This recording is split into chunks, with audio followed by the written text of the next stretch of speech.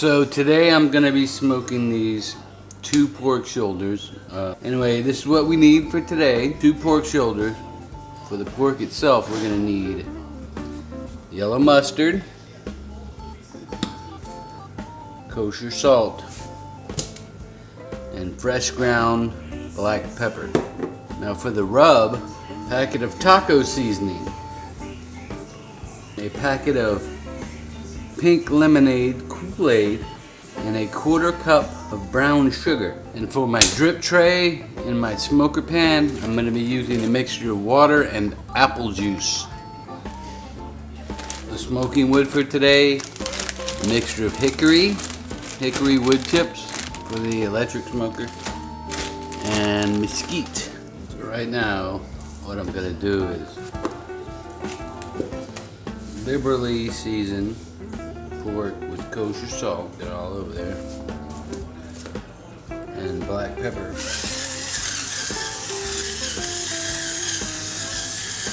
Very liberally, can't really take too much. Really liberally put the mustard. I like to do things inside pans just to minimize cleanup and everything. They say really get the mustard rubbed in there. I use a brush just because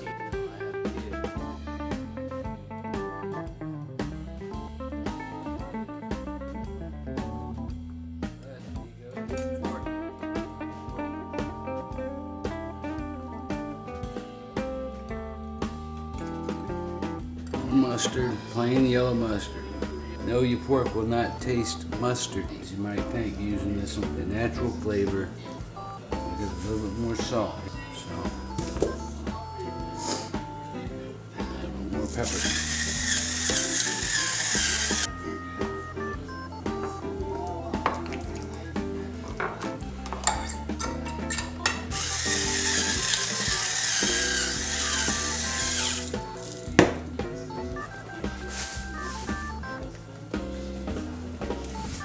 And now for my favorite flavor hack when it comes to pulled pork. When you're trying to figure out a rub, wow your crowd, or to, make your guests go, what, how did you do that? Take pink lemonade, taco seasoning, and a 1/4 cup of brown sugar. With the lemonade, you get that tang and that sourness that really gets you under here and back here. And then you get the smokiness from the chili powder and the taco seasoning, and that savory kind of bite, that umami that you get from those taco seasoning spices. And you get the sweetness in the molasses and brown sugar there. So I'll show you how to put that together real quick. Don't have to do much mixing.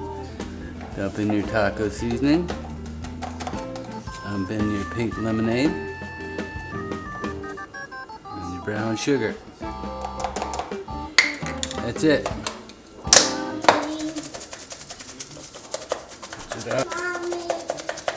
And it should come out looking something like this, even though you'll probably need to get a spoon and stir it up a little bit to break up the clumps of brown sugar. That goes right on your pork. I like to season this while it's still in this pan, just to kind of minimize the mess. Just stick that all over the pork here. The mustard's gonna get the rub to stick right to it. That's my taco lemonade pulled pork. I'm gonna get it transferred to the wire rack with any seasoning. You all know me, I'm a sucker for minimizing the mess. So now I have my pork on the rack, and I'm actually going to stick into my smoker. I'm gonna finish seasoning it here. Liberally get that taco lemonade rub all over it. And since I'm doing it on this rack, the rack's gonna go right in to the smoker. Make cleanup a lot easier. Okay, today I'm going to be using this Dyna-Glo analog electric smoker. It's not fancy, it's very simple, probably too small, for a lot of serious barbecue, but I like the simplicity of it. Been out here warming up for quite a while I've been in there getting my pork shoulders ready. Like I said, it's very simple. The drip pan is ridiculously small. The wood chip tray is kind of small, but I leave this rack in here because I will use a foil pan for a drip tray, because as you can see, my pork shoulders are gonna drip all over the wood, and I don't want that.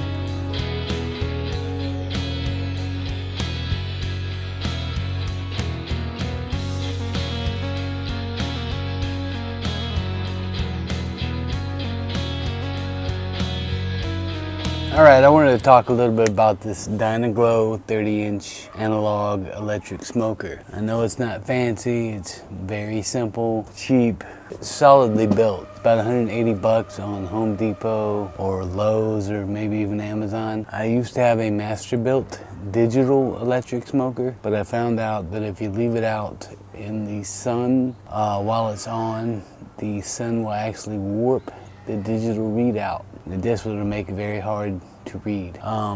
Also, I left it out in a rainstorm. You know the movies where they pull a car out of the river or a pond and they open the door and all this water comes splashing out? Well, that's what my Masterbuilt smoker looked like after a rainstorm. It just completely stopped working. And I didn't want to spend a whole lot of money on getting another one, so I got this one. I love the simplicity of it. It has a thermostat, but it doesn't have a timer like the Masterbuilt did. The drip tray is inadequate, but like I showed you earlier, if you use one of those aluminum foil big pans, that could be a drip tray right there. The analog cable that goes into it doesn't fit very well, so I've used down there, I've used a 4x4 piece and another little piece of wood to keep that connection going there. Because it will cut off. If you know what you're doing, this unit will give you some fantastic smoked meats. I've had it for about a year now. I do smoked salmon, brisket, pork shoulders, probably the big one, my favorite. Right now, it's kind of hard to regulate the temperature in here. That's why I use the apple juice and water in the drip pan to kind of regulate the temperature to keep it even. But the temperature inside this thing doesn't matter. The temperature inside the pork is what matters. And I'm gonna give it smoke probably for the first 2 or 3 hours. After about 2 or 3 hours, the meat will not accept any more smoke. I'm going to leave it in the smoker until it's about 160-ish, 165 degrees, and finish it in the oven. All right, here is what the pork looks like after about 5 hours in the smoker. It's getting dark out. It's 9 o'clock. The kids need to get in bed. I have the oven 375 degrees. I decided to pull these out. One is 165, the other is 163. At this point, technically they're safe to eat, but they won't be very tender. So I'm going to cover the pan in aluminum foil and put them in a 375 degree oven until they reach about 200 to 205 degrees.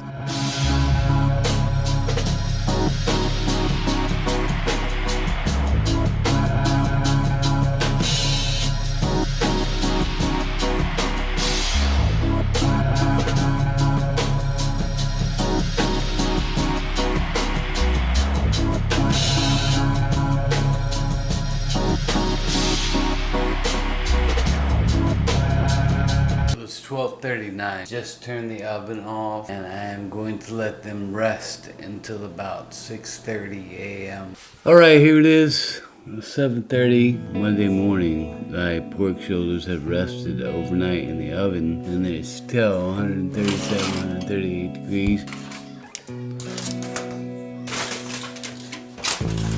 Here we go.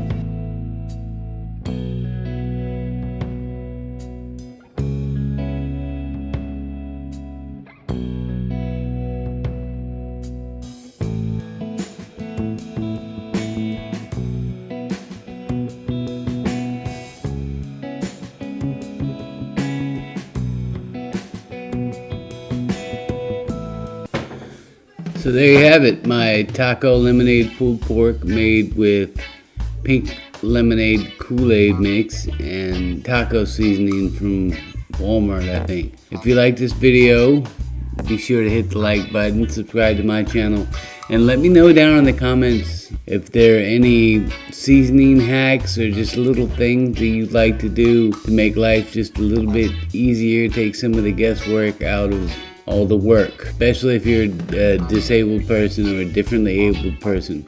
Thanks for watching. Be sure to like this video and subscribe to my channel. Take care.